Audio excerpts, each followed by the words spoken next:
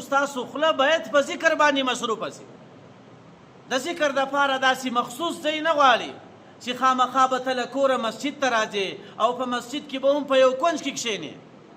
یا بلکې ذکر په ولاړه هم کیږي، په ناسته هم کیږي، په کاروبار کې هم کیږي، په کور کې هم کیږي، په مسجد کې هم کیږي. په هر صورت کې انسان د الله تعالی ذکر کولی شي او داسې بهترین ذکر د الله رسول فرمایي چې په ورځ د قیامت باندې به یو کس راوغواړي الله تعالی له هغه څه به 99% ګناوې سوي وي، د ده 99 دفترونه به له ګناو څخه ډک وي او هر دفتر به دومره غټ وي څومره چې د ده د سترګو نظر وي. دې کس به یو نیکي هم په دنیا کې نه وي کړې،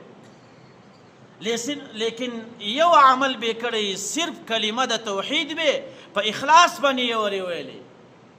الله تعالی به پوښتنه ځینې وکړي دا دومره ګناهونه دې کړي دي، آیا دا خو به ملائکو په تا پسې زیاتې نه یې لیکلي؟ آیا له تا سره په دې لیکنه کې ظلم نه یې سوی؟ دی وایي یا له ما سره ظلم نه دی سوی، دا ټول ګناهونه ما کړي دي، لیکن د دې په مقابل کې به یو نیک عمل کړی چې لا اله الا الله محمد رسول الله. دا کلمه به په اخلاص ویلې، دا داسې وزنداره کلمه ده پر یو پرچې لیکل سوی، د ترازو په یوه حصه کې کښېږدي او مځکه او اسمانونه او د دې په مابینځ کې چې څه شیان دي دا ټول به په بله تله کې کښېږدي. دغه د کلمې توحید طلبه باندې درنه وي. نو د الله رسول فرمایي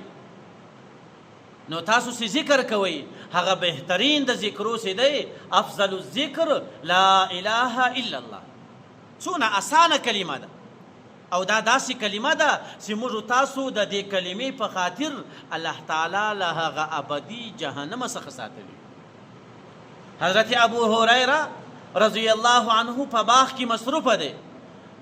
په باغ کې لګیا دی، تاکان لګوي. په دې وخت کې نبی کریم صلی الله علیه وسلم پر ده باندې تیریږي چې کله ابو هریره ولیدی ورته فرمایي چې ای ابو هریره څه کوې دلته؟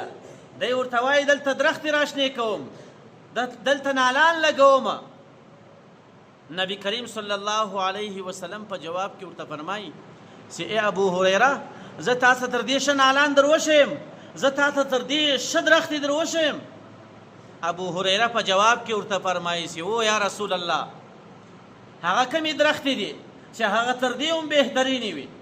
نبی کریم صلی الله علیه وسلم ورته فرمایي چې کم کس دغه کلمات وایي لا اله الا الله والحمد لله او سبحان الله والله اکبر. ګوره دا څلور کلمې دي، لا اله الا الله او والحمد لله او سبحان الله الله اکبر.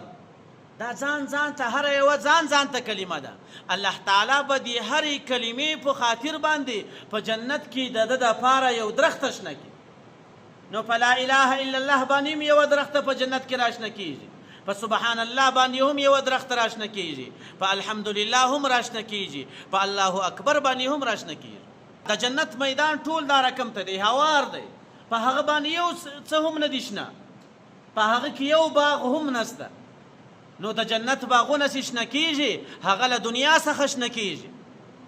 او په دنیا کې الله تعالی څومره آسان کلمات بیان کړي دي. لا اله الا الله په دې باندې هم د جنت یوه درخته ولګېدله، سبحان الله باندې هم ولګېدله، په الحمدلله باندې هم ولګېدله، په الله اکبر باندې هم ولګېدله. ګوره دا اسانه کلمات دي، په دې کې څه مشکل هم نسته. دا له انسان څخه مستقل وخت هم نه غواړي. که انسان وغواړي انسان یې په هر وخت کې دا کلمې ویلی شي.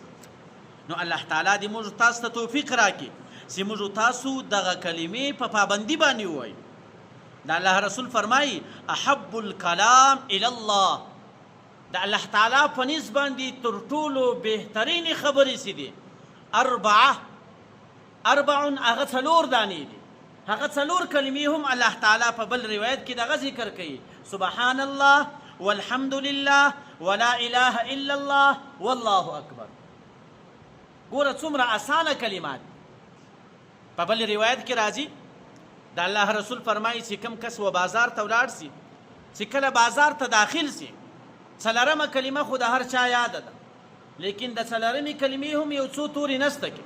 چې صرف دا کلمات وایي لا اله الا الله وحده لا شريك له له الملك وله الحمد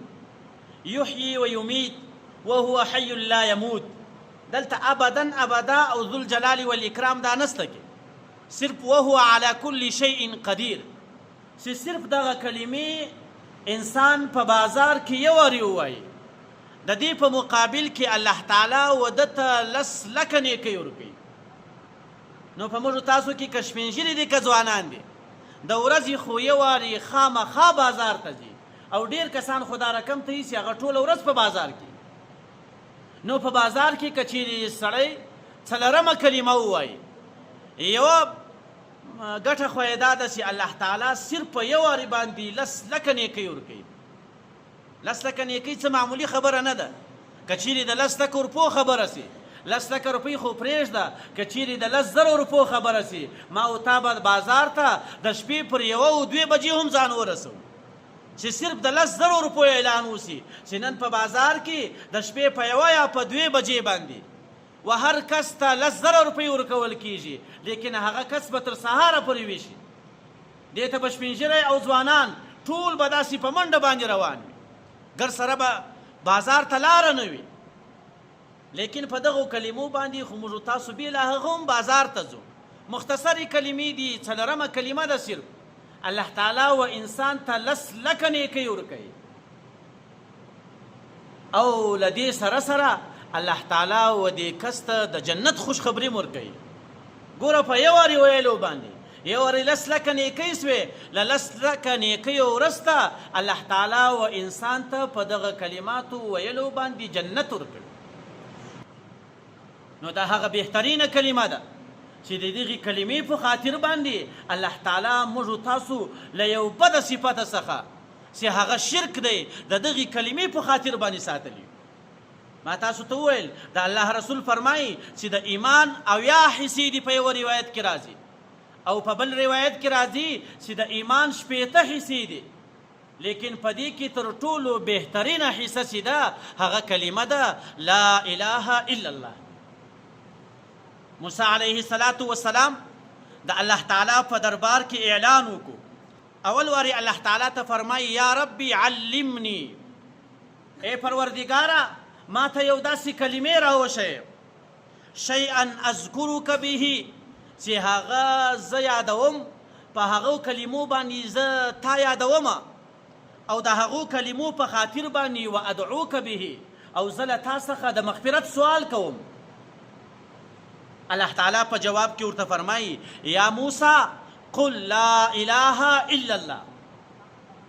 الله تعالی په جواب کې نور یوه کلمه هم نه ده ورښولې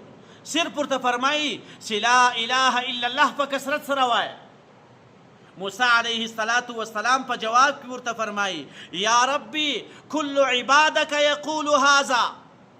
دغه کلمې خو ستا ټول بندگان وایي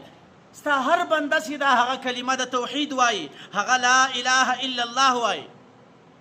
الله تعالی بیا په جواب کې ورته فرمایي چې یا موسی